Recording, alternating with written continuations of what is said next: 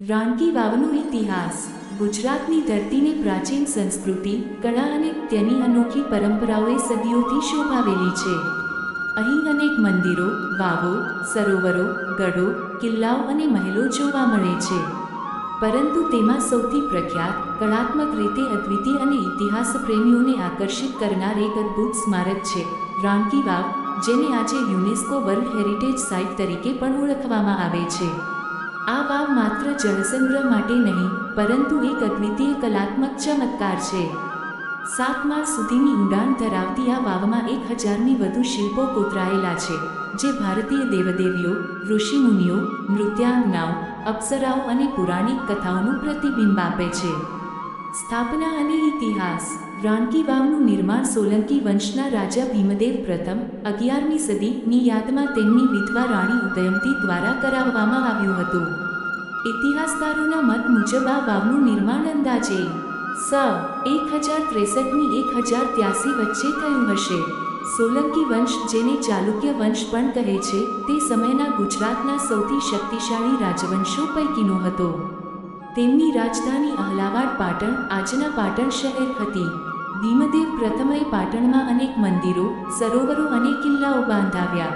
પરંતુ જ્યારે તેમનું અચાનક અવસાન થયું, ત્યારે તેમની રાણી ઉદયમતી દુઃખી થઈને તેમને સ્મરણરૂપે આ ભવ્ય વાવનું નિર્માણ કરાવ્યું. વાવને સ્મારક રૂપે બનાવવામાં આવેલી જળયંત્ર કહી શકાય.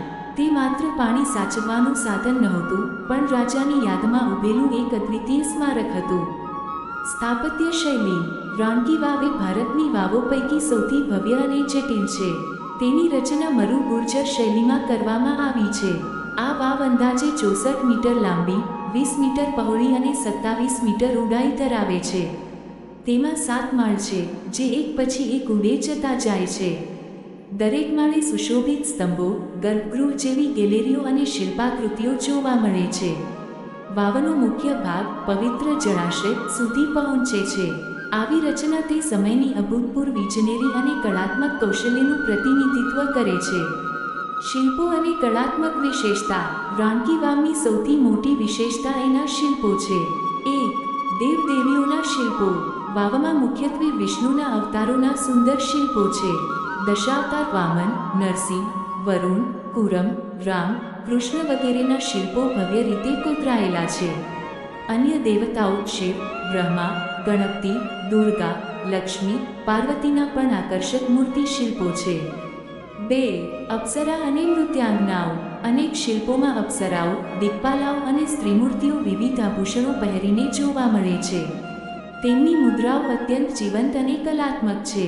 3. પૌરાણિક કથાઓ. ભાગવત, મહાભારત અને રામાયણના પ્રસંગો પણ અહીં કોતરાયેલા છે. સમુદ્રમંથન દૃશ્ય, કૃષ્ણલીલા, નરસિંહ અવતાર વગેરેનું અનોખું પ્રતિનિધિત્વ જોવા મળે છે. કુલ મળીને વાવમાં આશરે 1000ની વધુ શિલ્પો છે, જે તેને ભવ્ય શિલ્પાલય બનાવે છે.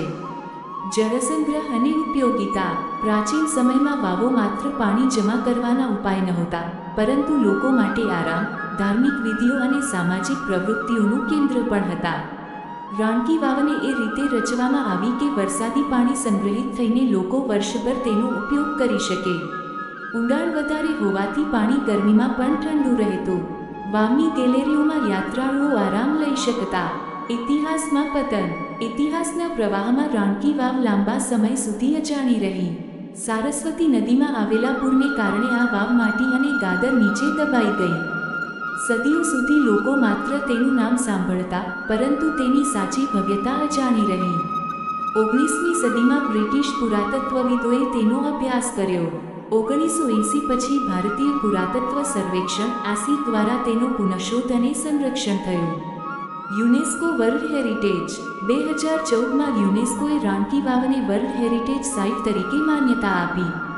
તેનું કારણ: 1. તેની કળાત્મક અને વિદ્યુત મહત્તા. 2. જળસંગ્રહની અદ્વિતીય પરંપરા. 3. ભારતીય શિલ્પકળાનો ઉત્તમ નમૂનો.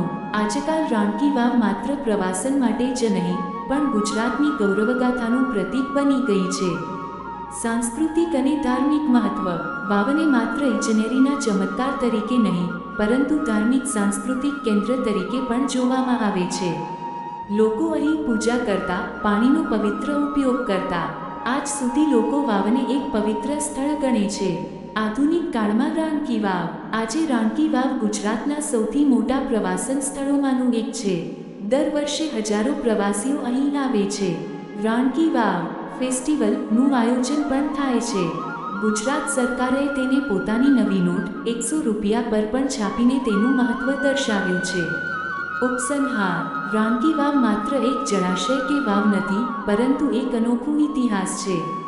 રાણીના પતિપ્રેમનું સ્મારક, શિલ્પકળાનું ભવ્ય પ્રદર્શન, પ્રાચીન ઇજનેરીનો અદ્ભુત નમૂનો અને આજના સમયમાં ભારતના ગૌરવનું પ્રતીક. તે આપણને યાદ અપાવે છે કે જ્યાં પાણી, કળા અને ભક્તિ મળે છે ત્યાં જ રાણકી વાવ જેવી ચમત્કૃતિ જન્મે છે.